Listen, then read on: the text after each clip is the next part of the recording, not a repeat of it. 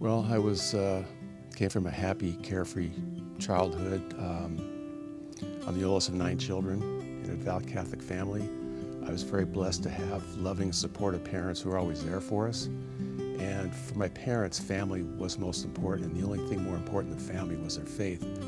But then I turned 18 to go away to college, and I started drifting and drifting. And I just continued to drift. I had a good life, doing what I enjoyed, doing it my way.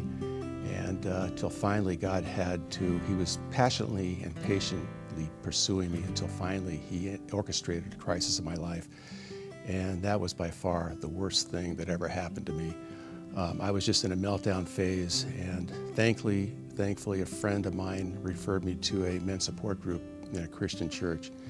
And that men's group was the best thing I'd ever done. I mean, it was really, that changed my life. I learned to express my feelings, which men are poor at doing. I learned to listen to others as they shared their feelings.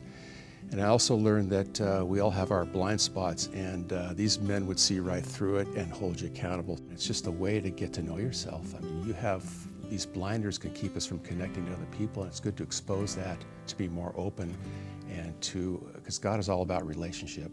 And if we can't be open to others, how can we be open to God? So I think it's really important to get to know ourselves so we can explore God and experience Him in a deeper, more loving way.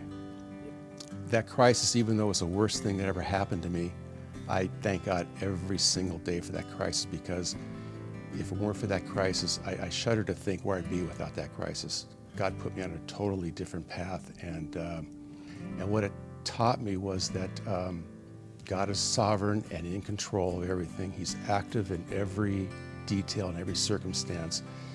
And I learned the only control I really have is how I treat people God puts in my path. Am I kind and considerate, or am I indifferent and harsh? And I think we'll all be held accountable to how we treat each person God puts in our life. So I'm very aware of trying to do that. One morning during my devotions, I was reading about how the Israelites were wandering in the desert, and they complained and complained. They complained about everything. And I'm thinking, what a bunch of lame people. God just delivered you out of slavery from Egypt. He parted the Red Sea so you can escape. And He loves you so much, He's choosing to dwell with you, and He wants to tabernacle with you. And all you guys can do is complain. And then it hit me. I go, oh my gosh, I am a complainer just like them. I'm no different than they are. I started shifting my focus from, okay, God, why, to, okay, what do you want me to learn? What do you want me to learn? And I asked my wife a couple weeks ago if she noticed any difference, and she put her book down, she looked at me, she goes, I am shocked. So, I mean, God's working. Kathy and I took the Untying the Knots class, and what I learned, what stood out was how emotional God is, how deeply He loves us, and how He just delights when we turn to Him in a loving, intimate, personal relationship. So I wanted to know more about that, because I knew God loved us, but it wasn't in my heart, it was in my head. And I prayed to God, and I asked God if He would just reveal how much He loved me. And guess who showed up? When I started reading the Bible, it just jumped to life more. Certain passages I have to stop reading because I felt overwhelmed with how God was revealing His love, and I just had to stop and reflect.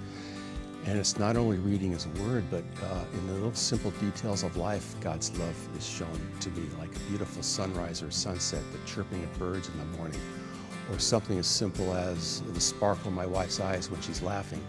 So that was really huge for me. You'll find God's love everywhere if you take the time to look at it and be grateful for the little things. I was in a men's study group, and one of the authors in the book we were going over challenged us every day to thank God for 25 things. I'm thinking, 25? I could do 3 or 4 off the bat, but to think of 25 things to be thankful to God for, and that changed my life in a way too, because I'm grateful for a warm private shower I have every day, plentiful food at the supermarket, the morning devotionals outside on a balcony overlooking the valley, the sound of the birds. Just little things come to life more, and you appreciate life a lot more, and you become more grateful to God, and as a result, you grow closer to God. And I'm a big believer, if you don't have an attitude of gratitude, all you have is an attitude.